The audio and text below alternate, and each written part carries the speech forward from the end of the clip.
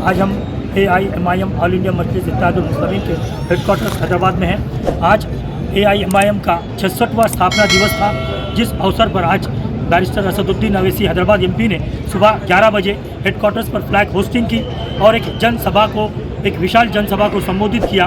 मैं मोहम्मद रईस हैदराबाद से अब्दुल रज़ाक के साथ। बैरिस्टर असदुद्दीन अवैसी साहब सदर कुल हिंद मजलिस इत्तेहादुल मुस्लिमीन और अपने पार्लियामेंट हैदराबाद से दरख्वास्त करता हूँ और आज के इस अज़ीमुश्शान क्षेत्र में यौम तासीस के जलसे से मुखातिब फरमाए। और मैं आपको जो है आज के इस यौम तासीस के क्षेत्र में यौम तासीस की सारे हिंदुस्तान के मजलिस इत्तेहादुल मुस्लिमीन के जितने भी अराकीन और जितने लोग वाबस्ता हैं उन तमाम की जानिब से मैं आपको मुबारकबाद पेश करते हुए दरख्वास्त करूंगा कि इस अज़ीमुश्शान जलसे से मुखातिब फरमाएं।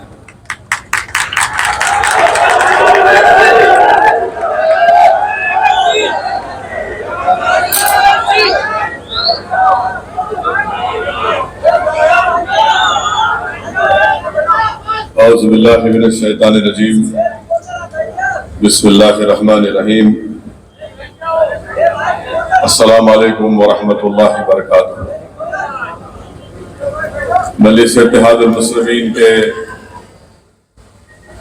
शरीक मोहतमद जनरल सेक्रेटरी वो साबिक़ा रुकन असम्बली जनाब अहमद पाशा क़ादरी साहब, शहनशीन पर तशरीफ़ फरमा मजलिस इत्तेहादुल मुस्लिमीन के तमाम अराकीन असम्बली, वो अराकीन क़ानून साज कौंसिल, मजलिस इत्तेहादुल मुस्लिमीन के गयूर सदर मोतमदीन, अराकीन मजलिस इत्तेहादुल मुस्लिमीन, वो अराकीन बल्दिया, मोअज़्ज़िज़ बुजुर्गान कौम और मिल्लत, हमारी इज़्ज़तदार माँ और बहनों, मैं आप तमाम को मजलिस इत्तेहादुल मुस्लिमीन की 66 यौम तासीस पर अपनी जानिब से और मजलिस इत्तेहादुल मुस्लिमीन के तमाम अराकीन की जानिब से आप तमाम को मुबारकबाद पेश करता हूँ। और मुझे यकीन है कि इंशाअल्लाह ताला अल्लाह सुब्हानहू व तआला अपने फजल और करम से मजलिस इत्तेहादुल मुस्लिमीन को सुबह क़यामत तक आबाद और शादाब रखेगा। मुझे यकीन है कि इंशाअल्लाह ताला अल्लाह सुब्हानहू व तआला नबी करीम सल्लल्लाहु अलैहि वसल्लम के सदक़े तुफ़ैल में इस जमात की ताकत को ना सिर्फ तेलंगाना, बिहार या महाराष्ट्र बल्कि इंशाअल्लाह ताला हिंदुस्तान की सबसे बड़ी रियासत उत्तर प्रदेश और दीगर रियासतों में भी इंशाअल्लाह ताला अल्लाह मजलिस इत्तेहादुल मुस्लिमीन को अपनी कामयाबियों से हमकिनार किया और भी मुस्तक़बिल में इंशाअल्लाह ताला अल्लाह मजलिस इत्तेहादुल मुस्लिमीन को कामयाबी से हमकिनार करेगा। हम 66वां यौम तासीस मना रहे हैं और अल्हम्दुलिल्लाह आज का दिन हमको मौका देता है कि हम अपने मजलिस के उन मरहूम कायदीन को याद करें जिन्होंने 66 साल पहले फ़ख्र मिल्लत अलैहिर्रहमा अब्दुल वाहिद ओवैसी की क़ियादत में मजलिस इत्तेहादुल मुस्लिमीन की शुरुआत की। भाई आप लोग नहीं बोलेंगे, मीडिया को अपना काम करने दीजिए। अपनी आप सुनने आए हैं, बैठिए आराम से। 66 साल पहले अब्दुल वाहिद ओवैसी अलैहिर्रहमा ने और मजलिस इत्तेहादुल मुस्लिमीन के तमाम मरहूम कायदीन ने मजलिस इत्तेहादुल मुस्लिमीन के सियासी सफर का आगाज किया।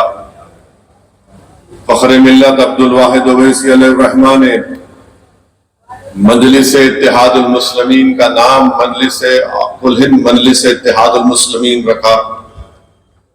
अब्दुल वाहिद ओवैसी ने मजलिस इत्तेहादुल मुस्लिमीन के दस्तूर को बनाया और दस्तूर को हिंदुस्तान की आइन ہندوستان کے سنویدھان کے تابع کیا، اور مجلس اتحاد المسلمین نے اس بات کا اعلان کیا کہ ہم بھارت کی سیاست میں حصہ لیں گے، اور ہمارا مقصد یہ ہے کہ بھارت کے آئین اور سنویدھان میں جو رائٹ ٹو ایکوالٹی کا ذکر کیا گیا ہے، جو فریڈم آف ریلیجن کا ذکر کیا گیا ہے، جو بھارت کے آئین میں اقلیتوں کے لیے جو ان کی بات کی گئی ہے آئین کی دفعہ 29 اور 30 کے تحت، جو بھارت کی پریامبل میں لبرٹی، ایکوالٹی، جسٹس اور فریٹرنیٹی کی بات کی گئی ہے، آزادی، بھائی چارگی، انصاف کی بات کی گئی ہے، ہم اس کو حاصل کریں گے۔ اسی جگہ سے عبدالواحد اویسی علیہ الرحمہ نے، جو جامع نظامیہ کے ایک عالم دین بھی تھے اور اپنے وقت کے ایک مایہ ناز وکیل بھی تھے، جنہوں نے دارالسلام کو حاصل کرنے کے لیے 1 سال 2 سال نہیں بلکہ کئی سال قانونی جنگ لڑی، اور دارالسلام کو انہوں نے حاصل کیا۔ تو عبدالواحد اویسی نے دارالسلام کو حاصل کرنے کے بعد نہ صرف مقدمے میں کامیابی حاصل کی، بلکہ یہاں پر حکومت کا قبضہ تھا، ان کے اس قبضے کے خلاف عبدالواحد اویسی نے کرایہ حاصل کیا، اور کرایہ حاصل کرنے کے بعد عبدالواحد اویسی علیہ الرحمہ نے یہاں پر دارالسلام کے باہر ملگیوں کی تعمیر کی، اور اسی جگہ پر ٹھہر کر مرحوم فخر ملت علیہ الرحمہ نے کہا تھا کہ میری نگاہیں دیکھ رہی ہیں کہ انشاءاللہ تعالی مجلس اتحاد المسلمین کے رکن اسمبلی اس وقت کے آندھرا پردیش کے اسمبلی میں رہیں گے۔ عبدالواحد اویسی نے کہا تھا کہ میری نگاہیں دیکھ رہی ہیں کہ انشاءاللہ تعالی ہمارے اراکین بلدیہ منتخب ہوں گے۔ عبدالواحد اویسی نے کہا تھا کہ میری نگاہیں دیکھ رہی ہے کہ انشاءاللہ تعالی ہمارے ملک کی پارلیمنٹ میں مجلس کے اتحاد المسلمین کا نمائندہ جائے گا۔ عبدالواحد اویسی نے اپنے خواب کو بیان کیا اور کہا کہ میری نگاہیں دیکھ رہی ہے کہ ہم ہندوستان کے آئین کی دفعہ 30 کے تحت اقلیتوں کے لیے تعلیمی ادارے قائم کریں گے۔ یہ سب باتیں عبدالواحد اویسی نے اس وقت کہی تھی جب عوام میں ڈر اور خوف کا ماحول تھا۔ پولیس ایکشن کے پورا شوب دور کے بعد مجلس اتحاد المسلمین نے اپنی سیاسی جدوجہد کے سفر کا آغاز کیا، تو جتنے اس زمانے کے عقل مند رئیس زادے تھے، دولت مند تھے، جو دلی میں بیٹھ کر، جو آج بھی دلی میں بیٹھ کر ہمارا سودا کرتے ہیں، ان تمام نے کہا کہ یہ کون شخص ہے جو دیوانگی کی گفتگو کر رہا ہے اور اس طرح کی باتیں کر رہا ہے، مگر اللہ نے عبدالواحد اویسی کے اس خواب کو پورا کیا۔ اللہ سبحانہ و تعالیٰ نے عبدالواحد اویسی کی جدوجہد میں اللہ نے برکت دی۔ میں لاکھوں سلام پیش کرتا ہوں عبدالواحد اویسی رحمت اللہ علیہ اور ان کے تمام ساتھیوں پر۔ میں سلام پیش کرتا ہوں سالار ملت اور ان کے تمام مرحوم ساتھیوں پر کہ انہوں نے جو محنتیں اور جستجو کی، جو قربانیاں پیش کی، آج اس کا نتیجہ ہے کہ آج مجلس اتحاد المسلمین کو یہ مقام اور موقف حاصل کیا۔ میں اس موقع پر خراج عقیدت پیش کرتا ہوں مجلس اتحاد المسلمین کے ہزاروں لاکھوں مہمان کو جو آج اس دنیا میں نہیں ہے۔ میں اللہ سے دعا گو ہوں کہ اللہ سبحانہ و تعالی ہمارے تمام مرحوم قائدین کو، مجلس اتحاد المسلمین کے تمام مرحوم صدر معتمدین اور اراکین کو، اراکین اسمبلی کو، اراکین بلدیہ کو، اللہ ان کی مغفرت فرمائے، اللہ ان کی خبروں کو نور سے بھر دے۔ میرے عزیز دوستوں اور بزرگوں، یہی سالار ملت کی دور اندیش قیادت تھی کہ جس کی بنا پر مجلس اتحاد المسلمین نے تعلیمی ادارے قائم کیے۔ یہی سالار ملت کی بے باک قیادت تھی جس نے بھارت کی سیاست میں مجلس اتحاد المسلمین کو ایک منفرد مقام حاصل کرنے میں موقع ادا کیا. یہی سالار ملت کی سوچ تھی کہ آج جب سالار نے مرکز سیاسی کہا تو مجلس کے مخالفین نے اس کا مذاق اڑایا، مگر آج لوگ جان رہے ہیں کہ مرکز سیاسی کی اہمیت کیا ہے. جب عبدالواحد اویسی نے کہا تھا کہ ہم سیاست میں حصہ لیں گے تو اس وقت عبدالواحد اویسی کے ساتھ صرف مولوی اسماعیل رحمت اللہ علیہ، انہوں نے تامل ناڈو اور کیرلا میں کہا تھا کہ ہم اپنی سیاسی جماعت بنائیں گے. تو دکن کی سرزمین پر عبدالواحد اویسی نے کہا تھا کہ ہم اپنی سیاسی جماعت بنائیں گے. دنیا نے دیکھ لیا کہ مولوی اسماعیل اور مولوی عبدالواحد اویسی رحمت اللہ علیہ نے جو کام برسوں پہلے کیا تھا، آج وہ کامیابی کی طرف وہ سفر اپنا طے کر رہا ہے.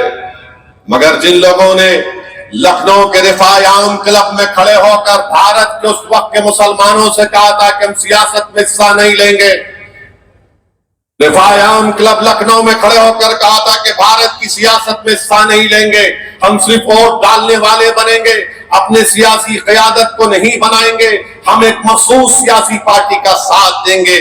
بتاؤ، جنہوں نے رفاع عام کلب میں کھڑے ہو کر ہم کو کہا تھا کہ ہم سیاست سے دستبردار ہوں گے، بتاؤ کس نے کامیابی حاصل کی؟ اگر رفاع عام کلب میں کھڑے ہو کر وہ موسس حضرات نے جو بات کہی وہ کامیاب ہے، یا مولوی اسماعیل یا عبدالواحد اویسی کی سوچ آج کامیاب ہو رہی؟ میرے بھائی، بھارت کی جمہوریت میں سیاست میں حصہ لینا ضروری ہے، اور یہی پیغام مجلس اتحاد المسلمین دیتی آئی ہے. آج مجلس کے تعلیمی ادارے ہیں، آپ کی ایک پہچان ہے، آپ کی ایک شناخت ہے. پورا ملک اگر دیکھتا ہے تو آپ کی طرف دیکھتا ہے، مجلس کی طرف، کہ دیکھو مجلس کیا بولتی ہے اس مسئلے کے اوپر. الحمدللہ اگر آج اسد الدین اویسی کو جو اللہ نے اپنے فضل سے، اپنے کرم سے، نبی کریم صلی اللہ علیہ وسلم کے صدقہ طفیل میں اللہ نے جو مقام دیا، اللہ سبحانہ و تعالیٰ نے اہل بیت کے صدقے میں، پنجے تن کے صدقے میں، اولیاء اللہ کے صدقے میں اللہ نے جو مقام دیا، میرے بھائی یہ تمام آپ کی محنتیں ہیں، ہمارے بزرگوں کی محنتیں ہیں. لوگ بولتے ہیں اسد الدین اویسی تم سرزمین حیدرآباد کو چھوڑ کر کیوں جاتی ہو؟ میرے بھائی، میں نے اپنے بچپنے میں کہیں پر پڑھا تھا، ایک دیوانہ تھا کسی گاؤں میں جو یہ سوچتا تھا کہ ہم کو اس گاؤں سے دوسرے گاؤں کو جانے کے لیے 3 پہاڑوں کو عبور کر کے جانا پڑے گا. تو آخری میں اس نے کہا کہ اب میں ان 3 پہاڑوں کو کاٹوں گا. زندگی اس میں گزر گئی، ایک پہاڑ کاٹ دیا، دوسرا پہاڑ کاٹ رہا تھا، اس کا انتقال ہو گیا. جب وہ اپنے بسترے مرگ پر تھا تو لوگوں نے اس سے پوچھا کیا کیا تو نے؟ زندگی لگا دی ان پہاڑوں کو کاٹنے میں، دیکھ تو نے کیا حاصل کیا؟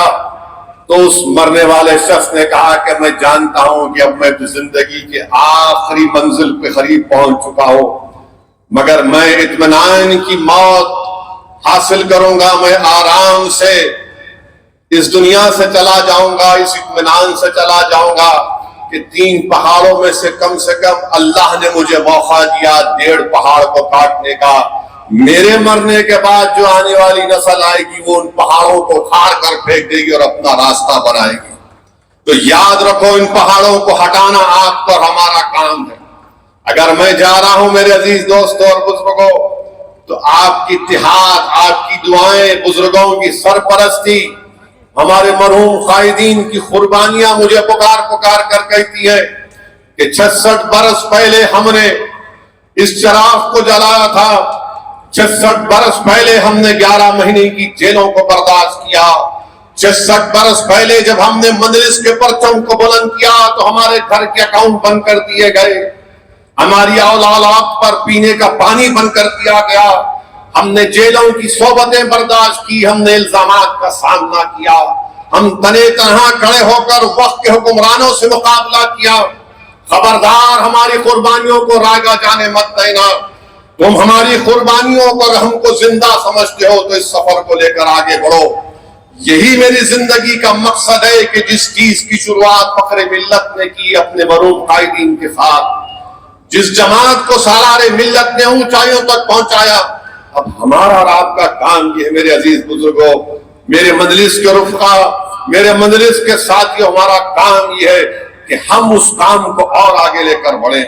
یقیناً الزامات کا سامنا کرنا پڑتا ہے، یقیناً ہم پر انگلیاں اٹھائی جائیں گی، کیچڑ پھینکا جائے گا، مگر میرے بھائی 66 برس پہلے دارالسلام نہیں تھا، 66 برس پہلے یہ تعلیمی ادارے نہیں تھے، 66 برس پہلے یہ 44 اراکین بلدیہ، یہ 7 اراکین اسمبلی، 2 رکن پارلیمان، بہار میں آپ کے رکن اسمبلی، مہاراشٹرا میں آپ کے 2 رکن اسمبلی، آپ کے رکن بلدیہ گجرات میں، رکن بلدیہ اتر پردیش میں، مدھیہ پردیش میں، آندھرا میں، کرناٹکا میں کچھ نہیں تھا۔ اس وقت ہمارے مرحوم قائدین نے اس سفر کا آغاز کیا۔ آج الحمدللہ ہمارے پاس یہ تمام چیزیں ہیں، یہ اللہ کا فضل اور کرم ہے کہ ہم نے اس کو حاصل کیا۔ تو ہمارے مرحوم قائدین کو اگر ہم زندہ سمجھتے ہیں، ان کو مردہ نہیں ہونا دینا چاہ رہے اگر ہم، تو ہمارا کام یہ ہے کہ ہم جدوجہد کرتے رہیں۔ یقیناً الزامات تو لگتے رہے اور لگتے رہیں گے، مجھے اس کی کوئی پرواہ نہیں ہے، کیونکہ میرے مرنے کے بعد یہ الزام لگانے والے میری خبر میں نہیں آئیں گے۔ یہ میرے مرنے کے بعد جب حشر کا میدان بنے گا جس میں سب کھڑے ہوں گے، الزام لگانے والے نہیں آئیں گے۔ میرے اعمال اور رسول اللہ صلی اللہ علیہ وسلم کے صدقے طفیل میں مجھے اور آپ سب کو شفاعت ملے گی۔ تو اپنے حوصلوں کو بلند رکھیے، اپنے حوصلوں کو بلند رکھیے، ڈرنے اور گھبرانے کی ضرورت نہیں ہے۔ ہم کو آگے بڑھنا ہے، ہم کو کامیابیاں حاصل کرنا ہے، ہم کو الیکشن لڑنا ہے۔ 66 سال کا سفر، اگر کوئی دوسری سیاسی پارٹی ہوگی تو بولے گی کہ ہم اتنے بار پاور میں آئے، ہم اتنے بار پاور میں نہیں رہے، یہی بتائیں گے آپ کو۔ مگر ہم یہ کہتے ہیں کہ 66 برس کے سفر میں ہم نے کئی حکومتوں کو دیکھا جنہوں نے مجلس سے ٹکرایا، مگر مجلس باقی رہی، ان کو اللہ نے شکست دیا۔ 66 برس کے سفر میں کئی ہمارے مجلس کے ساتھیوں نے ہم کو چھوڑا، ہم سے غداری کی، مگر لوگ غداروں کو، دھوکے بازوں کو یاد نہیں رکھتی۔ عوام یاد رکھتی ہے اپنی جماعت کو، عوام یاد رکھتی ہے اپنی سیاسی طاقت کو، اپنے اتحاد کو۔ تو میرے عزیز دوستوں اور بزرگوں، ہم کو اور آپ کو آگے بڑھنا ہے۔ یقیناً مخالفین مجلس اس وقت بھی تھے جس وقت عبدالواحد اویسی اراکین شورا کو جمع کیے، مخالفین مجلس نے شورا کو لے کر چلے گئے تھے۔ جس وقت جلسہ ہو رہا تھا پسل بنڈے کے اوپر، راتوں رات شورا کو لے کر بھاگ گئے، پورے کے پورے غائب ہو گئے پورے۔ عبدالواحد اویسی رحمت اللہ علیہ نے عوام سے کہا کہ میں آپ سے رضا نامزدگی چاہتا ہوں، میں آپ سے اجازت چاہتا ہوں۔ تو اب اس وقت بھی مخالفین مجلس نے اپنے اخبار میں لکھا تھا کہ اویسی نے شورا کو چورا کر دیا۔ تو میرے بھائی، مخالفین ہر دور میں رہیں گے۔ یاد رکھیے، ابو جہل، ابو لہب کی اولاد صبح قیامت تک رہے گی۔ یزید کے چاہنے والے، یزید کے چیلے صبح قیامت تک رہیں گے۔ میر جعفر، میر صادق ہمیشہ تھے اور رہیں گے، مگر ہمارا کام یہ ہے کہ جیسا کہ احمد پاشا قادری نے کہا کہ ہم حسینیت کے پرچم کو بلند کرنا ہمارا کام ہوگا۔ ایثار اور قربانیوں کو دے کر ہم نے مقام کو حاصل کیا۔ ہم نے کوئی چمن میں چل کر یا پبلک گارڈن میں چل کر یہاں تک نہیں پہنچے، ہم خاک اور خون کے دریاؤں سے گزرنا پڑا، جیلوں میں بیٹھ کر اپنی مجلس کی کامیابی کے لیے دعائیں کرنی پڑی، پولیس کی لاٹھیاں کھانی پڑی، تب جا کر اللہ نے ہم کو مقام دیا۔ تو میرے عزیز دوستوں اور بزرگوں، میری عزتدار ماں اور بہنوں، مجلس اتحاد المسلمین کے سفر کو ہم کو اور آپ کو لے کر آگے بڑھنا ہے۔ یقیناً آنے والے دنوں میں پارلیمنٹ کا الیکشن ہے۔ میں اپنے مجلس کے رفقاؤں سے اپیل کروں گا کہ پہلے سے زیادہ میں آپ سے گزارش کر رہا ہوں کہ آج یا ایک ہفتے میں یا 12 مارچ کے بعد پارلیمنٹ کے الیکشن کے تاریخ کا اعلان ہوگا. میں آپ سے صرف یہی اپیل کر رہا ہوں کہ 60 دن آپ اور ہم دن رات ایک کر دیں اور مجلس اتحاد المسلمین کی اس کامیابی کو، اپنی برتری کو، اپنے اتحاد کی نشانی کو اور مضبوط کرے اور مجلس اتحاد المسلمین کو ہم کو کامیابی سے ہمکینار کرنا ہے. میں اپنی جماعت کے تمام اراکین سے، صدر و معتمدین سے، معزز صدر و معتمدین سے اپیل کر رہا ہوں، چاہے وہ حیدرآباد میں ہو، اورنگ آباد میں ہو، مہاراشٹر میں ہو، یا بہار یا سیمانچل کی اس غیور سرزمین پر ہو، یا اتر پردیش میں ہو، میری آپ سے اپیل ہے کہ میں آپ سے 55-50 دن ہم کو محنت کرنا ہے. ہم کو دوبارہ اپنی جماعت کو کامیاب اور کامران کرنا ہے. اور میں مخالفین مجلس سے بھی بڑی ادب کے ساتھ ان سے کہہ رہا ہوں، خاص طور سے وہ مخالفین کے لیے جن کو اللہ نے دولت دی، آپ نے اپنی بزنس کے طور پر اپنا ایک پروڈکٹ بنایا آپ نے، اور آپ اپنی دولت کو مجلس کے خلاف استعمال کر رہے ہیں. میں بڑی محبت سے آپ سے عرض کر رہا ہوں، اگر یہ آپ کا بزنس کا پروڈکٹ ہے، یہ مجلس پروڈکٹ نہیں ہے، یہ ہمارے آنسوں کی نشانی ہے. یہ ہم نے جو خون بہایا، یہ نشانی ہے ہماری. جو ہمارے بزرگوں نے خاک اور خون کے دریاؤں میں گزر کر اس جماعت کو بنائی ہے، ان کی نشانی ہے. کو نکالیں گے مگر بھاگنا نہیں پیارے، آنا ٹھہرنا، کدھر بھی نہیں جانا. تم کو ایسا گھیرے میں لے کر آئیں گے کہ تم کو مقابلہ ہی کرنا پڑے گا انشاءاللہ تعالی. اور تم یہ نہیں بولنا ہم انا کے پیچھے کھڑے ہوئے، ارے تم انا کو لے کے آؤ، کس کو لے کے آتے، مگر تم چھوڑنا نہیں. میرے بھائی، مجلس کی مخالفین ہم مخالف ہمیشہ تھے، آج اس دنیا میں باز نہیں ہے، چلے گئے اپنے ارمانوں کو لے کر. مجلس کی مخالفت میں اپنے بستر مرگ تک پہنچ گئے، مگر اللہ نے جماعت کو آباد اور شاداب رکھا. یہ وہی لوگ ہیں جو مجلس کو کمزور دیکھنا چاہتے ہیں. مجلس کیا ہے میں بتاتا ہوں آپ کو. مجلس نے عوام کو بیدار کیا، شعور کو بیدار کیا. اسی لیے ہر بھارت کے کونے میں کوئی کہتا ہے کہ کیوں اقلیتوں کے بجٹ میں میرے حصے کو کم کر دیا جا رہا ہے، میرا حصہ کب ملے گا. مجلس بولتی کیا کیے، ارے مجلس یہ کیے کہ آج عوام کہہ رہی کہ میرے حصے کا کیا ہوگا.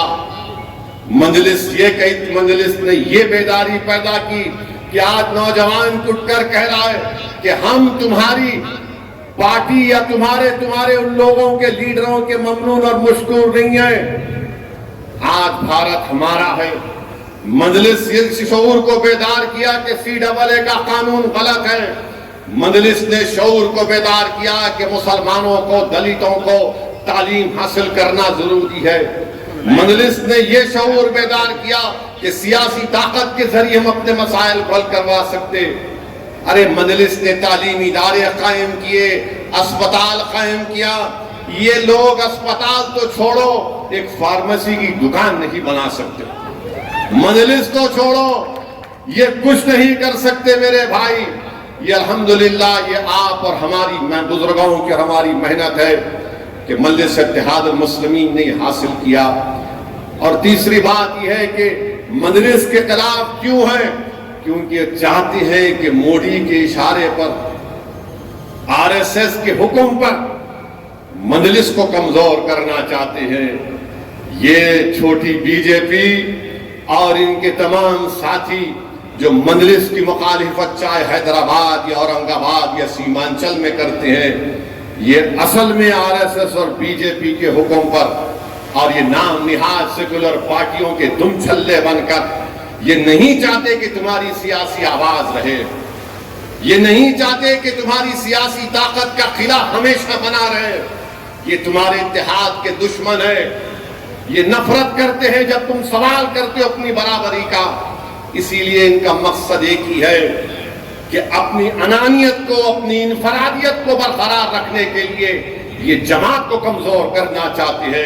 ارے تمہاری شخصیت ختم ہو جائے گی، جماعت آباد رہے گی. تمہاری انانیت کو مٹیا ملیج کر دے گا اللہ انشاءاللہ تعالی، مگر اجتماعیت کو اللہ برقرار رکھے گا.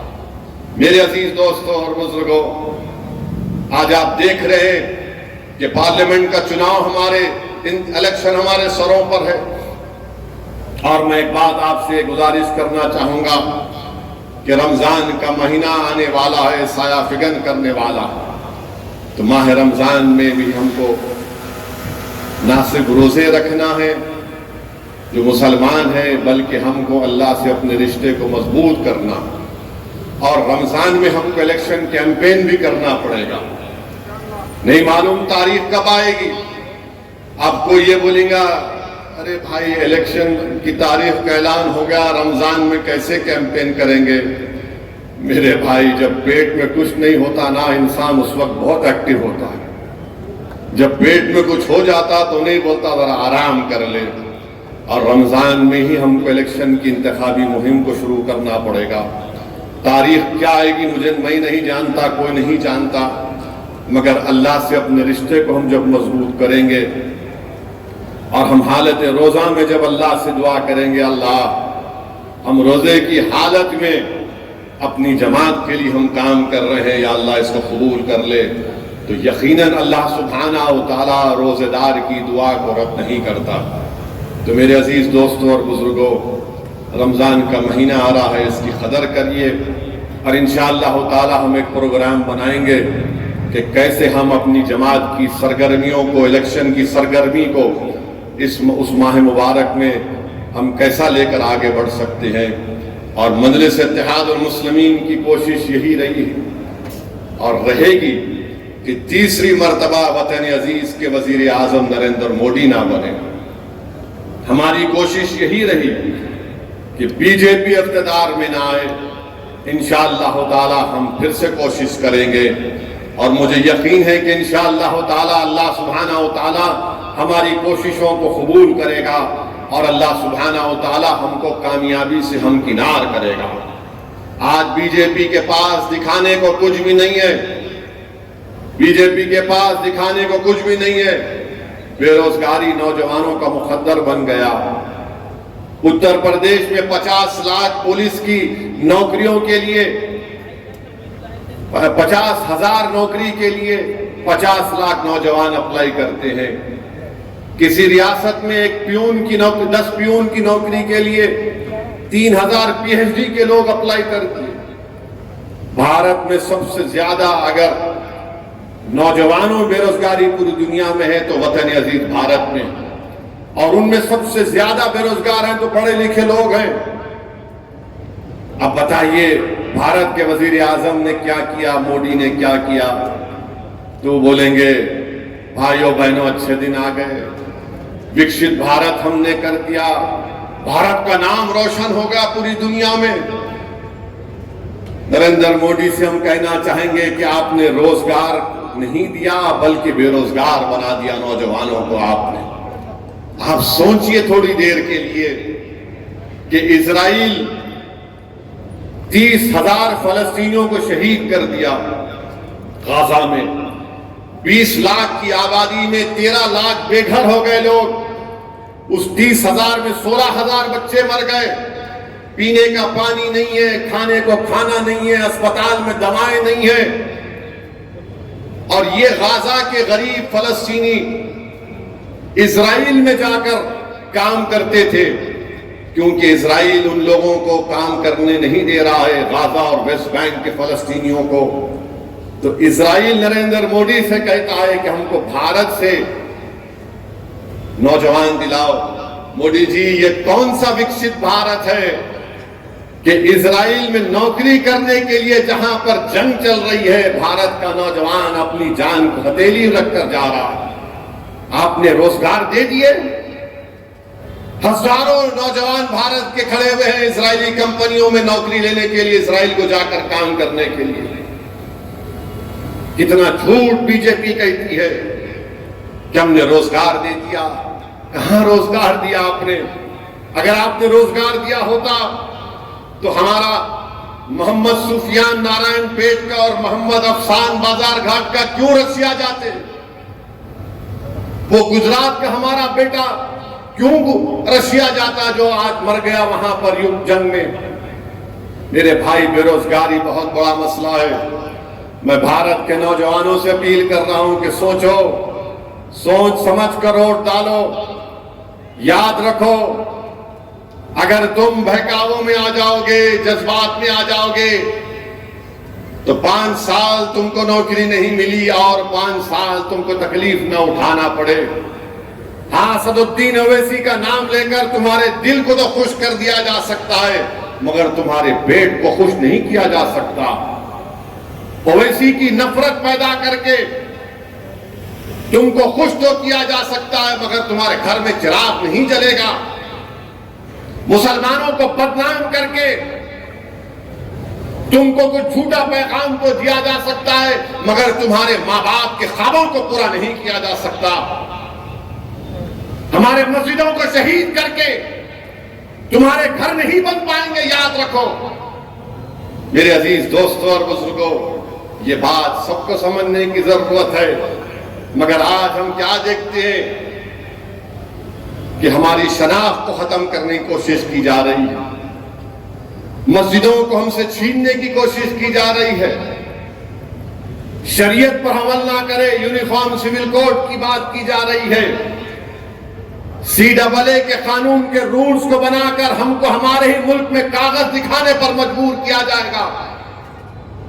میرے بھائی، یہ بات میں آپ سے کہہ رہا ہوں، یہ آپ کو سمجھنے کی ضرورت ہے۔ اور لوگ مجلس کے مخالفین بولتے، اسد صاحب اگر خاموش بیٹھ گئے تو اچھا ہوگا۔ ارے دیوانے، تیرا باپ جب تیری ماں سے نکاح کرا تو اگر خاموش بیٹھتا تو نکاح نہیں ہوتا، بولنا پڑا۔ تیری اماں قبول ہے تو تو پیدا ہوا دنیا میں،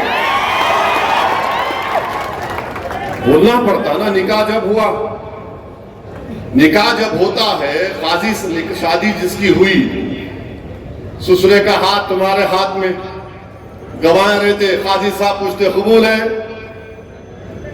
عمر دولہا بولا قاضی صاحب بولتے کیا ہوگا اس کو، ڈیف اینڈ ڈم تو نہیں ہے بیچارہ۔ قاضی صاحب پھر پوچھتے قبول ہے؟ بولنا پڑتا قبول ہے، تو سسرا ہاتھ دباتا ہے ہاں۔ دلہن کو جا کے جب پوچھتے تو دلہن شرماتی، تو دلہن کی خاموشی کو رضامندی بھی تصور کرتے، دولہے کی خاموشی کو رضامندی تصور نہیں کرتے۔ اگر دولہے ہے تو بولنا پڑتا، لڑیں گے، انتخابات لڑیں گے، ناانصافی کے خلاف بولیں گے، جد و جہد کریں گے، جستجو کریں گے، مصائب اور مشکلات کو اٹھائیں گے، جھوٹے الزامات کا مقابلہ کریں گے اور حق کو غالب کریں گے انشاءاللہ تعالی۔ یہ ہم کو کرنا ہے۔ اگر مخالفین مجلس نہیں بولنا، ارے دیوانے، پارلیمنٹ میں اگر نہیں بولتے تو حیدرآباد کی عوام ووٹ ڈالتی میرے کو۔ حیدرآباد کی عوام جانتی ہے کہ حیدرآباد کی عوام نے سالار کو دیکھا کیسے ایک شخص نے 20 سال تک بھارت کی پارلیمنٹ میں بے باک طریقے سے غریبوں اور مظلوموں کی آواز کو اٹھایا۔ یہ حیدرآباد، اورنگ آباد اور سیمانچل کی عوام دیکھتی ہے مجھے اور امتیاز جلیل کو رختور الایمان کو اسمبلی میں، اور مہاراشٹرا میں مفتی اسماعیل کو اور شاہ صاحب کو دیکھتی ہے کہ کیسا بے باک طریقے سے لوگ اپنے مسائل کو اٹھاتے ہیں، حکومتوں کو مجبور کرتے ہیں۔ اسد الدین اویسی اور امتیاز جلیل نے بھارت کی پارلیمنٹ میں سب سے زیادہ سوال کیے۔ نفرت کیوں ہے مجلس سے؟ یہ بہت پوچھتے ہیں، یہ بہت لڑتے ہیں، یہ بہت حکومت کے سامنے کھڑے ہو کر اپنی بات کو دلیل اور بھارت کے سنویدھان کے دائرے میں رہ کر بولتے، اس لیے ان کو تکلیف ہے۔ میرے بھائی، پارلیمنٹ میں آپ نے دیکھا کہ ہم نے کھڑے ہو کر کہا CAA کا قانون نہیں مانتے، میں نے اس قانون کو پھاڑ دیا۔ دوسرے بھی پھاڑ سکتے تھے، نہیں پھاڑے۔ حیدرآباد کا ایک لفظ ہے، پھاڑنے پہ نہیں بولنا چاہوں گا، آپ کچھ نہیں کر سکے۔ ٹرپل طلاق کا قانون آیا، آپ نہیں بول سکے۔ مودی کے हुकूमत में जुल्म और सुतम किया गया, अखलाक पर, एनकाउंटर, बुलडोजर पर किसने आवाज उठाई? मजलिस ने आवाज उठाई। यूएपीए का कानून में तरमीम की गई, किसने खिलाफ बोला? मजलिस ने बोला। किसने तायीद की? वो दुनिया के सामने है जो आज हमको बोलते हैं। मेरे भाई, अजीज दोस्तों और बुजुर्गों, पार्लियामेंट का आखिरी दिन, इस लोकसभा का आखिरी दिन हुकूमत ने रेजोल्यूशन लेकर आया तो किसने दुनिया के सामने कह दिया कि 17 दिसंबर 1992 को भारत की पार्लियामेंट में हमने रेजोल्यूशन पास करके आरएसएस, विश्व हिंदू परिषद, बजरंग दल को उस ऐवान ने कंडेम किया था बाबरी मस्जिद की शहादत को। पार्लियामेंट में सन्नाटा हो गया। किसने भारत की पार्लियामेंट में कहा कि 22 जनवरी की बुनियाद जीबी पंत ने रखी, 6 दिसंबर के दिन रखी गई? किसने भारत की पार्लियामेंट में खड़े होकर कहा कि बाबरी मस्जिद जिंदाबाद, बाबरी मस्जिद जिंदाबाद? तुम भी बोल सकते थे, मगर नहीं बोलेंगे। सच्चाई को बयान कर सकते थे। बाबरी मस्जिद जिंदाबाद बोलने का मतलब सिर्फ मुसलमान नहीं, बाबरी मस्जिद जिंदाबाद बोलना इंसाफ जिंदाबाद बोलने के बराबर है, संविधान जिंदाबाद बोलने के बराबर है, रूल ऑफ लॉ जिंदाबाद बोलने के बराबर है। मगर आप कुछ नहीं बोलेंगे, आप खामोश बैठे रहेंगे और अक़लियतों से, दलितों से कहेंगे नहीं नहीं हम तुम्हारी लड़ाई लड़ेंगे। मेरे भाई, आज आप देख रहे हैं कि 5 साल में महंगाई आसमान को छू गई, आसमानों को छू गई महंगाई। मगर मोदी जी पूरे देश में जाकर बोल रहे हैं विकसित भारत, ये हो गया, फुला कर दिए, ये कर दिए। नौजवानों को ये फैसला लेना है। भारत का मुस्तकबिल नौजवानों का है। और नौजवानों, याद रखो, जो आज 24 साल से लेकर 40 साल के दरमियान में नौजवान है, याद रखो यही 10-15 साल भारत के पास हैं। अगर तुमको नौकरी नहीं मिलेगी तो याद रखो 2050 या 55 से तुम्हारे पे बहुत बड़ी जिम्मेदारी देश पर आ जाएगी। इतने बूढ़े भारत में होंगे, इतने बूढ़े होंगे कि उन बूढ़ों की को जिंदगी को बचाना फिर तुम्हारी जिम्मेदारी बन जाएगी। इसीलिए ये वक्त खो रहे हैं।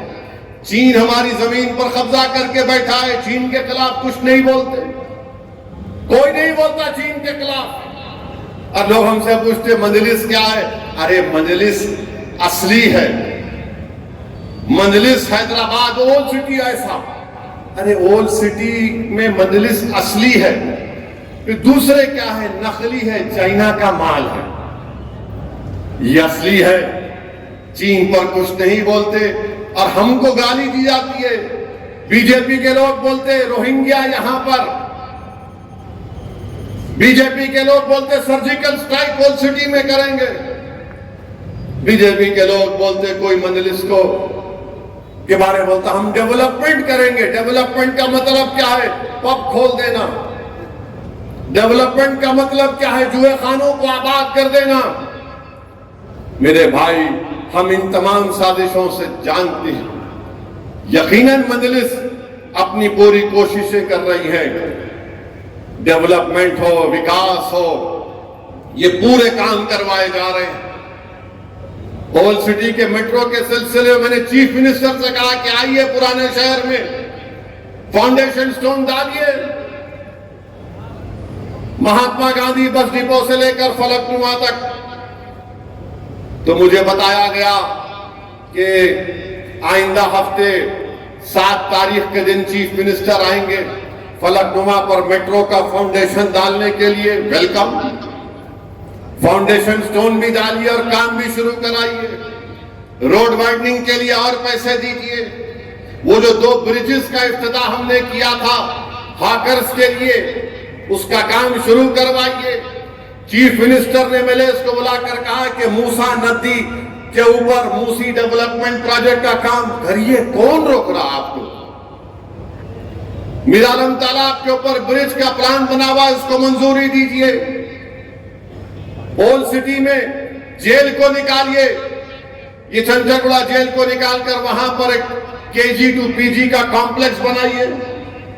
یہ جو ٹیٹلا برج پہ سٹی آرم ریزرو ہے اس کو لے کے جائیے باہر, وہاں پر کچھ کریے.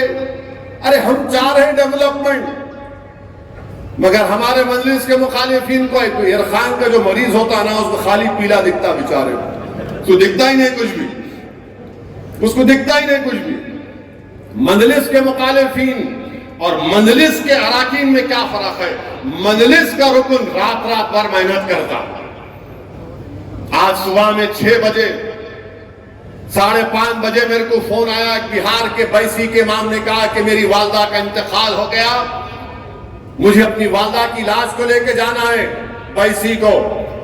میں نے مجلس کے MLC کو فون کیا کہ جاؤ فوراً نمس کو جاؤ, بیسی کے امام صاحب کی والدہ کا انتقال ہوا, ان کی لاش کے پورا پیپر ورک کراؤ. مجلس کام کرتی, مگر مجلس کے مخالفین کیا ہے؟ میں فیس بک لائیو کر رہا ہوں, آ جاؤ. فیس بک لائیو کرتے, اس کے بعد اپنے آپ کو بولتے میں ارطغرل غازی ہوں. 1 گھنٹے کا فیس بک لائیو اور میں ارطغرل غازی ہوں. اچھا ارطغرل غازی ہے, ہاں 2 گھنٹے کا فیس بک لائیو. ارے دیوانے, یا 66 سال کی محنت ہے یہاں پر, یہ ہمارے خاک اور خون کی قربانیاں ہیں یہاں پر, اور یہ فیس بک لائیو کر کے بڑا تیر مان لیا, بہت کام کر لیا. ایک ڈسپنسری تم نہیں کھول سکتے, تمہارے بڑے لوگ اپنے ارمانوں کو لے کر اس دنیا سے چلے گئے مجلس کو کمزور کرنے کی, مگر ہم میں بھی اپنی کمزوریوں کو دور کرنا ہے. میں میرے اراکین سے اپیل کروں گا کہ غرور مت کریے, اچھا بات کریے, عوام کی خدمت کرنے کے جذبے کو اور مضبوط کریے. اور یاد رکھیے, ہم نے جو ہمارے بزرگوں سے سیکھا, کوئی دارالسلام کو آئے یا کوئی آپ کے پاس آئے, وہ انسان ہے, مذہب مت دیکھو, مذہب مت دیکھو. کوئی ہندو ہوگا, دلت ہوگا, مسلمان ہوگا, نہیں ہوگا, عیسائی ہوگا, بیکورڈ کلاس کا ہوگا, مگر انسان ہے, اس کا کام کرنا پڑے گا. اور یہ دارالسلام گواہ ہے کہ یہاں پر ہم بیٹھ کر بلا لحاظ مذہب و ملت کام کرتے آئے ہیں, اور انشاءاللہ تعالیٰ کام کرتے رہیں گے. تو میری آپ تمام سے اپیل ہے. ہاں ایک اور بات بولنا بھول گیا, یہ آج کل یہ اتراکھنڈ میں UCC کا قانون لایا گیا. ارے کیا قانون ہے وہ؟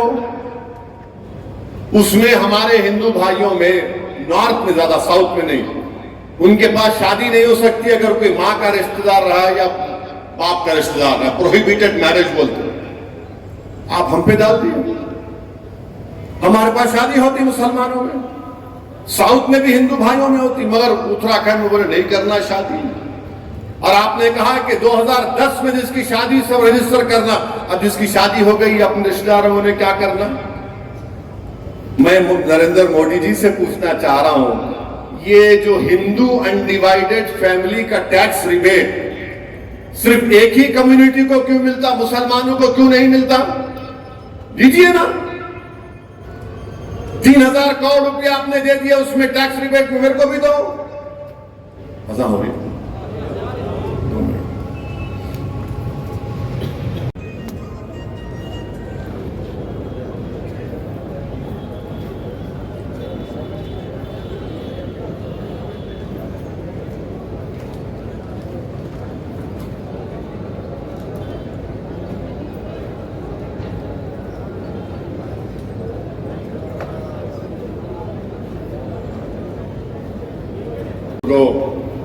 اتراکھنڈ میں UCC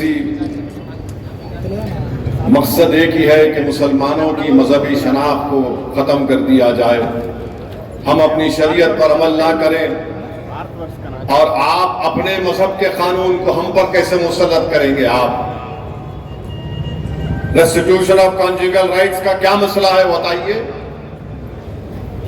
ڈیورس کا طریقہ ایک مذہب میں الگ ہے, اسلام میں الگ ہے.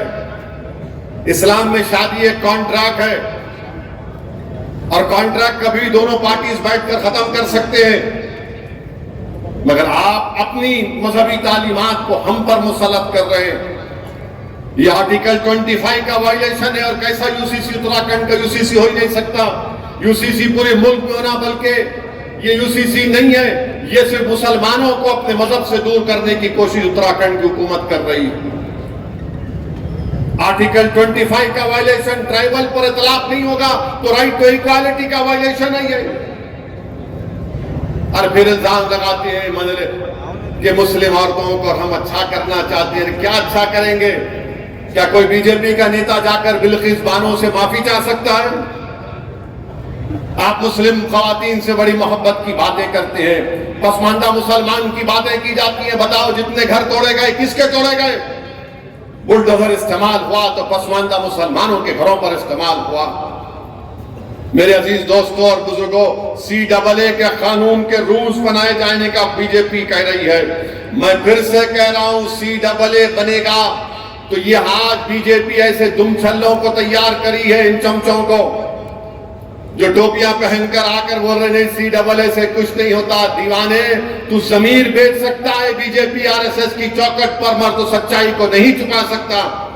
CAA को देखना है तो NPR के जरिए देखना पड़ेगा, और CAA होगा तो NPR कहेगा कि लाओ कागज लाओ, अपने दादा का बर्थ सर्टिफिकेट दिखाओ। जो नहीं दिखाएगा डाउटफुल लिस्ट में उसको डाल दिया जाएगा। और सबसे ज्यादा तकलीफ होगी भारत में मुसलमानों को, दलितों को, आदिवासियों को। कोई भी जाकर NPR NRC के जरिए कहेगा कि असदुद्दीन ओवैसी या फुला जिसका नाम मुसलमान होगा, ये डाउटफुल है। बर्डन ऑफ प्रूफ आप पर गिरा दिया जाएगा। ये काम बीजेपी भारत में करना चाहती है। और ये लोग कहते नहीं कुछ नहीं होगा। अरे हम जानते हैं, CAA को NPR NRC के सामने रखकर देखना पड़ेगा। मैं भारत के मुसलमानों से अपील कर रहा हूं, देखो इन बातों को। मैं जज्बात में लाने के लिए नहीं कह रहा हूं, सच्चाई बयान कर रहा हूं। और RSS बीजेपी के लोग बोलेंगे ओवैसी भड़काऊ भाषण दे रहा है, नहीं दे रहा हूं। ओवैसी बांग्लादेश, पाकिस्तान और अफगानिस्तान के सिखों को सिटीजनशिप नहीं देने की बात कर रहा है, नहीं कह रहा हूं। दो उनको कानून है, मगर ये CAA मजहब की बुनियाद पर बनाया गया। सबको शहरियत मिल जाएगी सिवाय मुसलमान के। इसीलिए मैं कह रहा हूं आपको चौकन्ना रहना पड़ेगा। इसीलिए आपसे कह रहा हूं कि मजलिस से मुखालिफत, ये मुखालिफिन यही करना चाहते हैं कि CAA आ जाए, हम अपनी मस्जिदों को खो दें, मथुरा की मस्जिद को खो दें, काशी की मस्जिद को खो दें। अरे कौन है दीवाना जो टीवी के चैनल पर बैठकर बोलता है कि चलिए आपके पास कोर्ट का आर्डर तो आ गया, मस्जिद को तो हाथ मत लगाइए। क्यों? मस्जिद तुम्हारे बाप की है, मस्जिद तुम्हारे बाप की है। तुम्हारे अम्मा की जहर में मस्जिद आई थी तो तुम टीवी चैनल पर बैठ के बोलते हैं। दीवाने समाज अपने ईमान का सौदा करना है कर ले, तुझे जमीन बेचना है बेच ले, मगर मस्जिद का तो सौदा मत कर। ये वैसे लोग हैं, नहीं कहिए कर लो कर लो। मेरे भाई, मथुरा की जो ईदगाह है 1960s में मुसलमान और हिंदू भाइयों ने बैठकर तस्वीया कर लिया, एग्रीमेंट किया। मुसलमानों ने 8 एकड़ जमीन दी और उस एग्रीमेंट पर सुन्नी वक्फ बोर्ड की इजाजत से कोर्ट में एग्रीमेंट दाखिल हो। हिंदू भाइयों की तरफ से एग्रीमेंट में कौन साइन किया? पंडित मालवीय ने साइन किया। अब ये आजकल के ये जो लोग हैं, क्या पंडित मालवीय से बड़े हिंदू हैं वो लोग? जो बात मुसलमान और हिंदुओं ने बैठकर तय कर ली, खत्म कर लिया मसले को, आज 2023 में अब उसको शुरू कर दिए। और बार बार आपको बोलते तो देखो काशी में उसका देखो कैसा है फोटो। अरे दीवाने, उस जमाने में यूज्ड मटेरियल बचा उसको इस्तेमाल करते थे। उससे क्या साबित कर रहे आप? क्या साबित करना चाह रहे आप? मैंने जब कहा था हैदराबाद में अपनी मस्जिदों को बचाओ, उसको आबाद रखो, तो ये मजलिस के मुखालिफिन शुरू हो गए। ओवैसी देखो जज्बाती बात कर रहा है। अरे तुम्हारे सामने नजर नहीं आया? दिल्ली के 600 साल पुरानी मस्जिद को तोड़ दिया गया, कब्रिस्तान जो बाजू था उसको तोड़ दिया गया। ऐसा तोड़े कब्रिस्तान को कि वहां के लोग बता रहे कि खबरों का कफन निकल कर बाहर आ गया हड्डियों के साथ। ये हो रहा है, मेरी बात को समझो आप। आपको अपनी ताकत को मजबूत करना पड़ेगा। सुनहरी बाग की मस्जिद पार्लियामेंट से करीब है। जब कभी पार्लियामेंट का सेशन चलता है, जब वहां से प्राइम मिनिस्टर का अगर कॉन्वॉय जाता है یا بڑے منسٹر کا جاتا ہے تو اس وقت مسجد میں نماز نہیں ہوتی کہ دوسری عبادت گاہوں کے سامنے سے جب پرائم منسٹر کا کانوائے جاتا تو وہاں پر عبادت گاہوں میں عبادت نہیں ہوتی؟ یہ بتانا چاہ رہا ہوں آپ کو میرے بھائی، کیا یہ بھارت میں ایسا ہوگا؟ کتنا نشانہ بنائیں گے ہم کو آپ لوگ؟ 500 سال پہلے ایسا ہوا، ارے دیوانے پشپمترا سنگا کو کیا بولیں گے؟ کشمیر کے راجہ ہرش کو کیا بولیں گے؟ ان سے بھی تو انصاف کرو، پشپمترا سنگا کی بات کرو، راجہ ہرش کی بات کرو، نہیں اسد الدین اویسی تم بولو مغلوں کے بارے میں، میں بولوں مغلوں کے بارے میں؟ بریانی غبا غب کھاتے وہ کیا ہے؟ ہر چیز میں مذہب کو جوڑ دو، نفرت پھیلاؤ مسلمانوں کے بارے میں، اور مجلس کے مخالفین بھی انہی کے ساتھ ملے ہوئے ہیں۔ مجلس کے مخالفین اس ایجنڈے کو پورا کرنا چاہتے ہیں، چاہے حیدرآباد ہو، اورنگ آباد ہو یا سیمانچل کی غیور سرزمین ہو۔ اور پھر اب ایک نیا مسئلہ شروع کرے، غزوہ ہند۔ غزوہ ہند، میرے پاس ایک صاحب آئے تھے، جلد کی بھراس پوری نکالا ان کے سامنے میں، بولا تم میرے سامنے بیٹھ کر غزوہ ہند کی بات کر رہے؟ میں نے ان سے پوچھا تم کو معلوم مولا کفایت اللہ کافی کون تھے؟ تو حسب عادت یہ سنگیوں کو کچھ نہیں معلوم۔ میرے کون تھے انہوں مولانا؟ ملا مولانا کفایت اللہ کافی مجاہد آزادی کی تھی، مراد آباد کے تھے، انگریزوں کے خلاف جہاد کا فتویٰ دیا، پیر طریقت تھے۔ اور جب مولانا کفایت اللہ کافی نے فتویٰ دیا تو انگریز اتنا مارتے تھے ان کو کہ ایک مرتبہ انگریزوں نے مولانا کفایت اللہ کے اس جسم کے اوپر استری چلا دی، گرم استری چلا دی، پورا جسم لہو لہان کر دیا۔ اور جب مولانا کفایت اللہ کافی رحمت اللہ علیہ کو پھانسی کی سزا دی جا رہی تھی تو سنو جو غزوہ ہند کی بات ہم سے پوچھنا چاہتے ہیں، مولانا کفایت اللہ کافی کی زبان پر کیا تھا؟ پھانسی کا پھندا تھا، عاشق رسول تھے۔ مولانا کفایت اللہ کافی کے زبان سے یہ نعت نکل رہی تھی کہ کوئی گل باقی رہے گا نہ چمن رہ جائے گا، اور رسول اللہ کا دین حسن رہ جائے گا۔ مولانا کفایت اللہ کافی کے زبان سے نعت نکل رہی تھی، اور مولانا کفایت اللہ کافی کہہ رہے تھے کہ نام شہان جہاں مٹ جائے گا، لیکن یہاں حشر تک نام پنجتن رہ جائے گا۔ مولانا کفایت اللہ کافی پھانسی کا پھندا گلے میں پڑ گیا۔ مولانا کفایت اللہ کافی نے اپنی زبان سے کہا سب فنا ہو جائیں گے کافی، لیکن حشر تک نعت حضرت کا زبانوں پر سخن رہ جائے گا۔ تم غزوہ ہند کی بات ہم سے کرتے ہو؟ یہ مولوی اسماعیل جو مکہ مسجد کے امام تھے، جنہوں نے انگریزوں کے خلاف لوگوں کو جمع کیا، رمضان کے مہینے میں جمعے کا خطبہ دیا اور کہا سلطان بازار چلو وومن ریزیڈنسی انگریزوں کے خلاف لڑنا ہے۔ کالا پانی کا سب سے پہلا مجرم جو بھارت کے مسلمانوں سے غزوہ ہند کی بات کرے، سنو بے شرمو، جو ہماری وفاداریوں پر شک کرتے ہیں۔ بھارت کی آزادی کی جنگ میں پہلا کالا پانی کی سزا کاٹنے والا حیدرآبادی تھا۔ غزوہ ہند کی بات پوچھنے والوں بے ایمانوں، فضل حق حیدرآبادی کون تھا جس نے انگریزوں سے سودا نہیں کیا؟ غزوہ ہند کی بات کرنے والے پوچھو، بتاؤ ان کو، مالٹا کی جیل میں تم تھے، تمہارا باپ تھا؟ مولانا محمود الحسن حسین احمد مدنی تھے وہاں پر، سردی میں کھلے میدان میں رکھ دیا گیا کئی مہینے ان کو۔ جوہر برادران کون تھے؟ ایک کا تو انتقال ملک سے باہر ہو گیا، اللہ نے ان کو ان کے جسم کو اجازت دی تدفین کرنے کی بیت المقدس میں۔ غزوہ ہند کی بات ہم سے کرتے ہو؟ شرم کرو بے ایمانو، تم اتنی نفرت کر رہے ہو مسلمانوں سے، کیا تم بھول گئے بریگیڈیئر عثمان کون تھا؟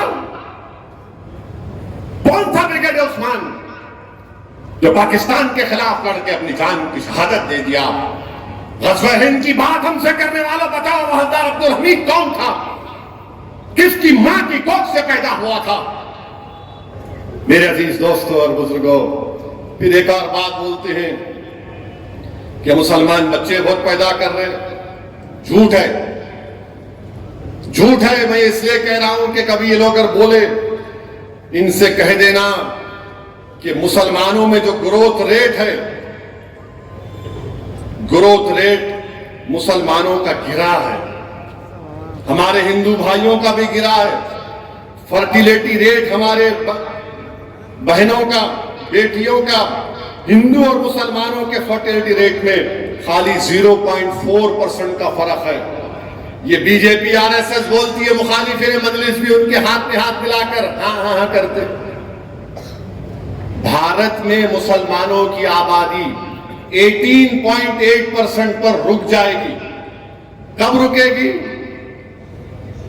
2021 میں.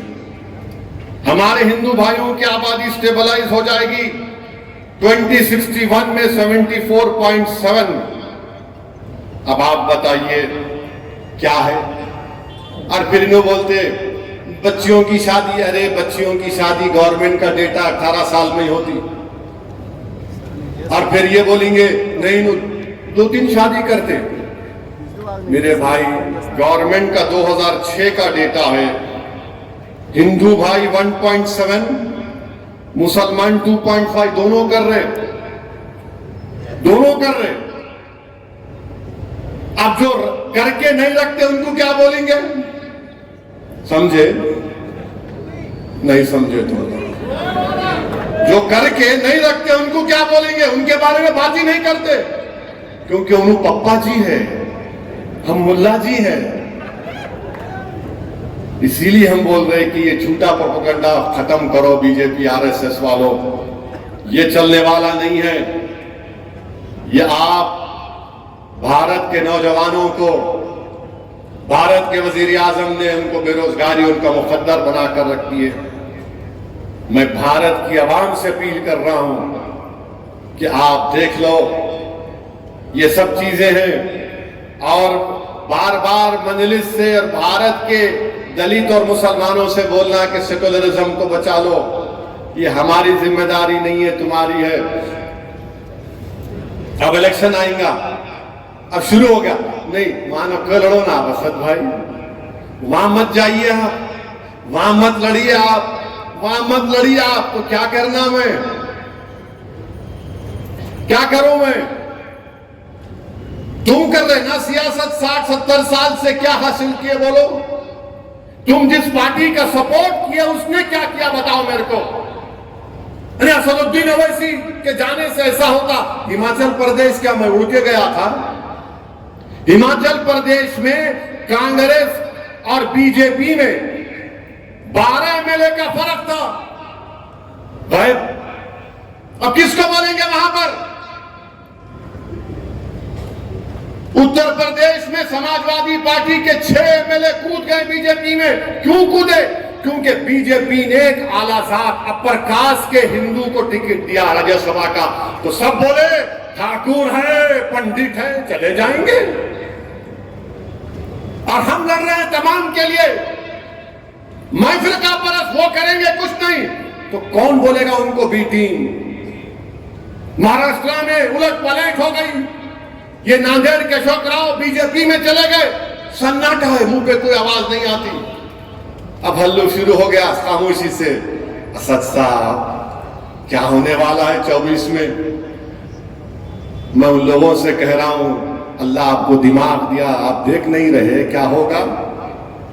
آپ کو نظر نہیں آ رہا نوشتے دیوار؟ کیوں بیوقوف بنتے ہو؟ کیوں اپنے آنکھوں پر پردہ ڈال کر بیٹھے ہو؟ ہوش کے ناخن لو، دیکھو تمہاری بربادی کے منصوبے بنائے جا رہے ہیں. تمہیں صفحے ہستی سے مٹانے کی کوششیں کی جائیں گی. تمہاری شناخت کو چھین لیا جائے گا. تمہارے برسوں کا اتحاد کو تارا تارا کر دیا جائے گا. تم کو مذہب سے دور کر دیا جائے گا. تم کو نہیں نظر آ رہا ہے تو کیا نظر آ رہا ہے تم کو بتاؤ؟ ارے کبھی اپنے آپ کو تو مضبوط کرو، کبھی اپنے آپ کو تو ووٹ ڈالو. یہی تو میں کہہ رہا ہوں، اپنے آپ کو ووٹ ڈالو. اختر علی مان اگر کشن گنج سے MP بنے گا تو کس کا فائدہ ہوگا؟ امتیاز جلیل انشاءاللہ دوبارہ MP بنے گا تو کس کا فائدہ ہوگا بتاؤ؟ اسد الدین اویسی دوبارہ اگر حیدرآباد کا MP بنے گا تو میرا فائدہ ہوگا؟ نہیں، یہ غریبوں کا فائدہ ہوگا، تمہارے اتحاد کی کامیابی ہوگی، تمہارے سیاسی شعور کی کامیابی ہوگی، تمہیں طاقتور جواب دو گے ووٹ کے ذریعے ان ظالم طاقتوں کو جو تم ہماری شناخت کو مٹانا چاہتے ہیں۔ تو میرے عزیز دوستوں اور بزرگوں، یہی پیغام آپ کو دینا تھا یوم تاسیس کے دن۔ اپنی جماعت کو مضبوط رکھیے اور صرف 50 دن چاہ رہا ہوں میں تمام اراکین سے، میں 50 دن چاہ رہا ہوں ہماری ماں اور بہنوں سے، آپ کو نکل کر ووٹ ڈالنا پڑے گا۔ یاد رکھو میری عزتدار ماں اور بہنوں، دلتوں، مسلمانوں، غریبوں، بے روزگار نوجوانوں، تم کو ووٹ ڈالنا پڑے گا۔ مسجدیں تم سے پکار پکار کر کہیں گی تم ووٹ ڈال کر کامیاب کرو مجلس کو، کیونکہ یہی لوگ مسجد کو آباد رکھنے کی بات کرتے ہیں، جو بلڈوزر کے خلاف آواز اٹھا رہے ہیں، جن کے گھر برباد کر دیے گئے، اس مسمار گھر میں رہنے والی خواتین اور بچے پکار پکار کر کہہ رہے ہیں کہ ہم ننگے سر آسمان کی زندگی گزارنے پر مجبور ہو گئے، مجلس کو مت چھوڑو، مجلس کو کامیاب کرو۔ جن کو جھوٹے الزامات کے تحت انکاؤنٹر کیا گیا، ان مرحومین کے خاندان کے لوگ دعا کر رہے ہیں کہ پروردگار کوئی تو ہے جو ہماری داد فریاد کرتا ہے۔ یہ بچے، یہ نوجوان مستقبل تم کو کہہ رہا ہوں، آؤ مجلس اتحاد المسلمین کو اور مضبوط کرو۔ مخالفین مجلس سے بھی کہہ رہا ہوں چھوڑو، تم کو میں پسند نہیں نا تو مجھے ختم کر دو، مگر کوئی تو متبادل بتاؤ۔ جو تمہارے اتحاد کے دشمن ہیں، جو تمہاری شناخت کو ختم کرنا چاہتے ہیں۔ میرے عزیز دوستوں اور بزرگوں، آنے والے پارلیمنٹ الیکشن ہمارے لیے اہم ہے۔ مجلس اتحاد المسلمین کو کامیاب کریے۔ سرزمین حیدرآباد پر ہم نے کوئی گڑبڑ فساد ہونے نہیں دیا، امن کو برقرار رکھا، باوجود اس کے کہ ہمیشہ گالیاں دی جاتی ہیں، ہم کو گندگی بیان کرتے ہیں، مگر ہم نے امن کو مضبوط کیا، امن کو مضبوط رکھیں گے، یقیناً بی جے پی کو ہرائیں گے، مگر جہاں پر مجلس لڑے گی وہاں پر مجلس کو کامیاب کرنا پڑے گا آپ کو۔ ہم بی جے پی کا کبھی ساتھ دیے نہ کبھی دیں گے انشاءاللہ تعالیٰ۔ تم ساتھ دے رہے ہو، تم بی جے پی کو موقع دے رہے ہو، تمہاری پارٹی کے لوگ کود کود کر بی جے پی کے گود میں جا کر بیٹھ رہے ہو۔ ہم نہیں جا رہے ہیں، سیکولرزم کا نام لے کر تم نے ہمارے ووٹ کو حاصل کیا، تم نے بہار کو بی جے پی کے گود میں ڈال دیا، تم نے مہاراشٹر کو مودی کے جھولی میں ڈال دیا، تم نے ہماچل کو بی جے پی کے جھولی میں ڈال رہے ہو۔ ہماری وجہ سے مودی وزیر اعظم نہیں بن رہا، تم سیکولر نام نہاد سیکولر پارٹیوں کی نااہلی کی وجہ سے مودی وزیر اعظم بن رہا ہے۔ تم مودی کو روکنا تمہارا کام ہے، ہم تو کھڑے رہے۔ 2019 کا CSDS کا ڈیٹا اٹھا کر دیکھ لو، 7 برادریوں نے کتنے ووٹ مودی کو دیے، مسلمانوں نے کتنے دیے۔ میرے عزیز دوستوں اور بزرگوں، میرے مجلس کے رفقا، میری آپ سے گزارش ہے کہ آپ کو ہم کو مل کر کام کرنا ہے۔ یہ حیدرآباد کی سیٹ یہ صرف مجلس کی نہیں ہے، یہ بھارت کے غریب اور مظلوموں کی ایک آواز ہے۔ یہ حیدرآباد کی سیٹ صرف مجلس کی نہیں ہے، یہ ان غریبوں اور مظلوموں کی ایک پہچان ہے۔